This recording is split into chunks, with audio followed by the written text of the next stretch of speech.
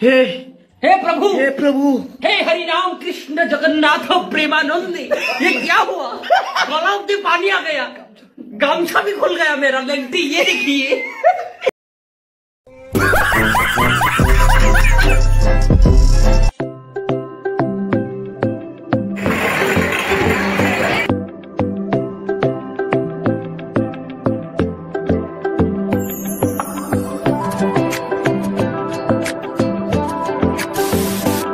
Hello guys, কেমন আছো তোমরা? আশা করি তোমরা সবাই অনেক অনেক অনেক ভালো আছো। তো গাইস, আজকের দিনটি হচ্ছে আমাদের জন্য অনেক একটা আনন্দের দিন, কারণ আজকে আমাদের নলছড় ক্লাস 12 স্কুল থেকে পিকনিকে নেওয়া হইতেছে। তো খুবই এক্সাইটেড আজকে।